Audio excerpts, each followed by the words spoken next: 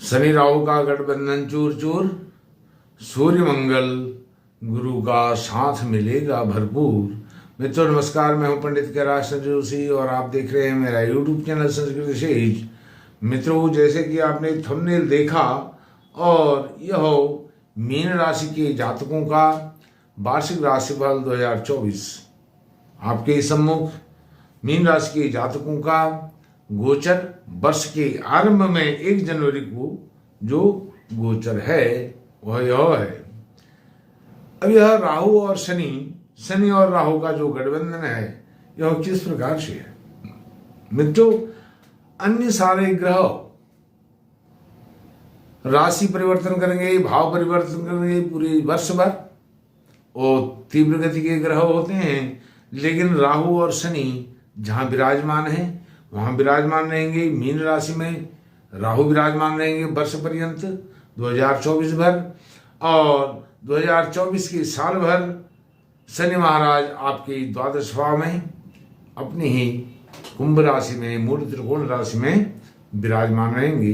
यह किस प्रकार से इन्होंने गठबंधन बना करके आपको हिलाने का काम किया है। आपको हिलाने का ही नहीं, आपको समाप्त करने का कार्य इन दोनों ने किया है। लेकिन जब एक पक्ष होता है दूसरा विपक्ष भी होता है। विपक्ष इन पर हावी है, इन पर बहुत प्रभावी है। वह कौन कौन है? सूर्य मंगल गुरु। सूर्य मंगल गुरु कौन है, इनकी क्या भूमिका है, आपके वर्ष भर के इस कार्यकाल में यह किस प्रकार का परिणाम आपको देने वाले हैं। सर्वप्रथम राहु की बात करूंगा। राहु आपके वर्ष के आरंभ में ही आपकी राशि मीन राशि में स्थित हैं और यह यहाँ पर स्थित रह करके आपके स्वास्थ्य को, आपके व्यवहार को, आपके खान पान को, आपके स्वास्थ्य को खराब करने की भरपूर प्रयास करेंगे। और इनकी जो पंचम दृष्टि है आपके उच्च शिक्षा को यह नष्ट करने की कोशिश करेंगे और आपके संतान सुख को बहुत कम करेंगे।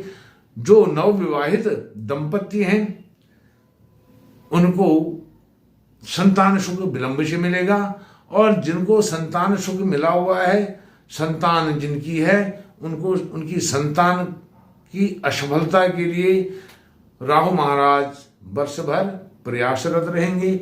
सप्तम दृष्टि से आपके सप्तम भाव को यह देखेंगे। दाम्पत्य जीवन, प्रेम संबंधी, प्रेम में बाधाएं, प्रेम प्रसंगों को चूर चूर करने में यह कोई कमी नहीं रखेंगे। और आपके दैनिक जीवनचर्या के जो भी कार्य होंगे उन कार्यों में व्यवधान डालने की कोशिश राहु महाराज आपकी राशि में विराजमान होकर के, मीन राशि में विराजमान होकर के करेंगे। नवम दृष्टि को यह इस प्रकार से नवम भाव को प्रभावित करेंगे, आपके दूसरे त्रिकोण को प्रभावित करेंगे। यहां से आपके भाग्य, आप अपने भाग्य को कोसते रहें, उसके अलावा आप भाग्य की रट लगाने के अलावा कुछ न करें, ऐसा राहु महाराज यह वर्ष पर्यंत आपके ऊपर, आपके विवेक को यह शून्य करने वाले हैं। अब उधर शनि द्वादश भाव में है, और शनि का इसमें क्या प्रभाव है? द्वादश भाव में होकर के आपकी 7.5 का प्रथम चरण शनि महाराज का चल रहा है, और शनि महाराज यह आपके व्यय भाव को ही प्रभावित नहीं कर रहे हैं, आपके व्यय को, हानि को बढ़ा करके दिखाने वाले हैं। और साथ में यह मूल त्रिकोण में होने के कारण आपको अधिक नुकसान नहीं पहुंचाएंगी, लेकिन आपकी जो सेहत है, सेहत को जरूर यह प्रभावित करेंगे, क्योंकि प्रथम चरण की 7.5 प्रवृत्त है। और दूसरा, आपको रोग कष्ट के क्षेत्र में, पारिवारिक दंपत्ति सुख के क्षेत्र में जो आपने लाभ उठाना है, उस लाभ उठाने के लिए वह आपको खर्चे यहां से करवाएंगे। शनि महाराज खर्चे कम होंगे, लेकिन खर्चे अवश्य ही आपके होंगे। कम इसलिए होंगे क्योंकि वह मूल त्रिकोण में द्वादश भाव में है, व्यय भाव में है, हानि भाव में है, लेकिन शनि महाराज वहां पर रह करके आपको देश विदेश यात्रा भी कराने के लिए वह कटिबद्ध हैं। इस प्रकार धीरे धीरे होगा, लेकिन आपकी देश विदेश की यात्राएं होंगी, आपके विजिट होंगे, आपके इंटरव्यू होंगे, साक्षात्कार होंगे, बड़े लोगों से मिलना जुलना होगा, लेकिन वह प्रक्रिया बहुत धीमी गति से, कछुए की चाल से चलेगी। अब सूर्य मंगल गुरु ने कैसे इनको न्यूट्रल किया है, इनके गठबंधन को कैसे चूर चूर किया है और अपना साथ कैसे भरपूर दिया है, उस पर आता हूं। वर्ष के आरंभ में ही सूर्य नारायण भगवान आपके दशम भाव कर्म क्षेत्र में हैं और दशम भाव में मंगल के साथ हैं। मंगल कौन है? आपके भाग्येश हैं। भाग्येश ही नहीं है, आपके कुटुंब परिवार धन के स्वामी भी हैं और वह दशम भाव में आपके कार्य क्षेत्र में हैं। दशम भाव में मंगल के होने के कारण आप जहां भी रहेंगे आप अपनी छाप छोड़ेंगे। आप अपनी कार्य कुशलता के बल पर सबको प्रभावित करेंगे, अपने कार्य क्षेत्र के लोगों को तो प्रभावित करेंगे ही करेंगे, उससे संबंधित जितने भी लोग होंगे, आउटकम जो आपके कार्य का रहेगा बहुत ही सुंदर रहेगा। निष्णात अपने कार्य में आप हो जाएंगे, आप अपने कार्य में प्रवीण हैं, ऐसी छाप आप वर्ष के आरंभ में ही छोड़ने वाले हैं। अब बात करता हूं 5 फरवरी को मंगल आपके एकादश भाव में जाएंगे, अर्थात आपके धन का लाभ का जो भाव है, धन लाभ का भाव, लाभेश मंगल वहां जाकर के परम उच्च के हो जाएंगे। तो वहां 5 फरवरी से 15 मार्च तक आपके लाभ भाव में रह करके आपके कार्य के बल पर जो आपको मूल्य मिलना चाहिए उसका भुगतान मंगल वहां पर 15 मार्च तक आपको दिलाने वाले हैं और उसमें फिर कमी नहीं आएगी। वर्ष भर आपका लाभ उसी प्रकार से बना रहेगा।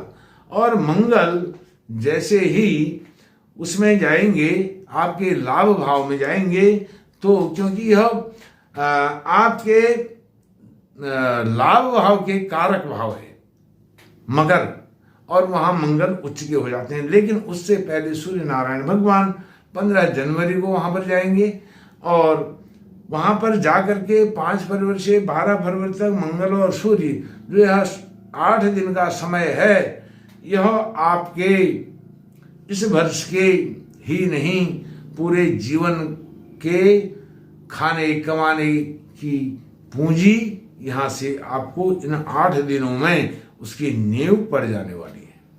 मित्रों, मंगल की मैंने आपको बात बताई, फिर आपको सूर्य पर ले चलता हूं। सूर्य नारायण भगवान आपके धन कुटुंब परिवार के भाव में 13 अप्रैल से 13 मई तक आपके दूसरे भाव में रहेंगे। 13 अप्रैल से 13 मई तक वहां रहेंगे। वहां पर कौन है? गुरु महाराज विराजमान है। गुरु कौन है? गुरु आपके दशम कार्य क्षेत्र के, कर्म क्षेत्र के स्वामी हैं, वहां विराजमान है। 30 अप्रैल तक गुरु वहां रहेंगे।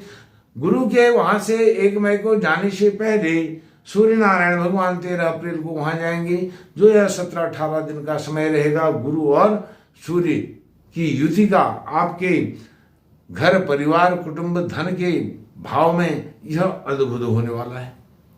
इसमें शनि और राहु कुछ भी आपका नहीं बिगाड़ पाएंगे। यहाँ पर न तो शनि की दृष्टि है न राहु की दृष्टि है। आपके धन कुटुंब परिवार में, वैसे ही आपके लाभेश में, लाभ भाव में, आय भाव में भी किसी प्रकार की कोई दृष्टि नहीं है। वो शनि का घर जरूर है, लेकिन शनि मूल त्रिकोण में होने के कारण, एकादश के अपने द्वितीय भाव में होने के कारण, वह द्वितीय भाव शनि का एकादश भाव का द्वितीय भाव है जहां शनि अभी विराजमान है। तो एकादश भाव का वह धन भाव है, कुटुंब भाव है, परिवार भाव है। इसलिए आपके घर परिवार में किसी भी प्रकार का मनमुटाव तो हो ही नहीं सकता है। अब मंगल की बात मैंने वहां पर करी है।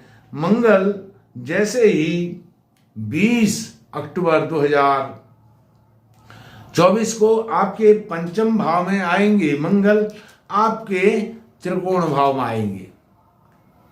प्रथम त्रिकोण में, पंचम भाव में, उच्च शिक्षा में, यह यहाँ पर नीच के तो अवश्य होंगे, लेकिन आपके राशि के स्वामी अर्थात मीन राशि के स्वामी जो गुरु हैं और उनका यह परम प्रिय भाव है।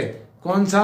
पंचम भाव, कर्क राशि का भाव। वहां पर मंगल नीच के तो होंगे, लेकिन गुरु महाराज का पंचम भाव होने के कारण, उच्च शिक्षा का भाव होने के कारण, संतान भाव होने का कारण संतान में आपको अच्छी सफलता मिलेगी और उच्च शिक्षा में आपको अच्छी सफलता मिलेगी, इसमें कोई दो राय नहीं है।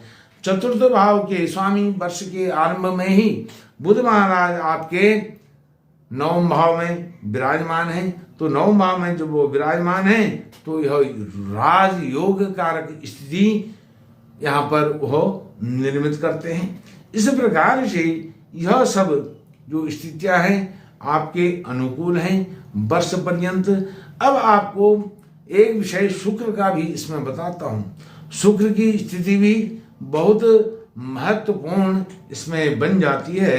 शुक्र यहां पर 24 अप्रैल तक रहेंगे। 23 मार्च से 24 अप्रैल तक यहाँ शुक्र आपके इस भाव में, आपके लग्न में, आपकी राशि में विराजमान रहेंगे 31 मार्च से 24 अप्रैल तक। शायद मैंने पहले बता दिया था 23 मार्च, 31 मार्च से 24 अप्रैल तक आपके लग्न में रहेंगे। और लग्न में जब यह रहते मीन राशि में जब सूर्य शुक्र रहते हैं तो यह परम उच्च के होते हैं। और शुक्र जो हैं वह राहु के भी मित्र हैं।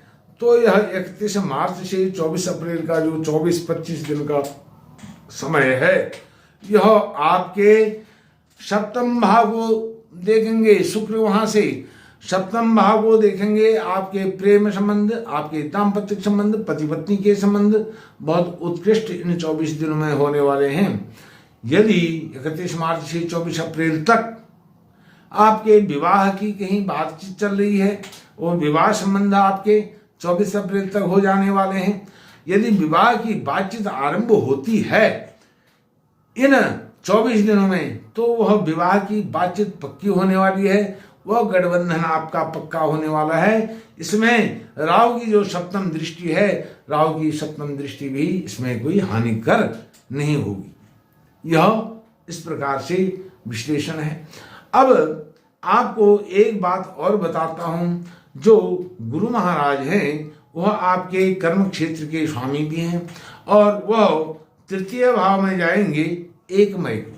1 मई को जाकर के वह तृतीय भाव में वर्ष पर्यंत फिर रहेंगे।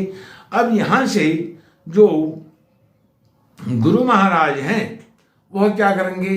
अपने ज्ञान द्वारा, अपने ज्ञान चक्षु से आपके ज्ञान चक्षु को खोल देने वाले हैं यहाँ पर आकर के।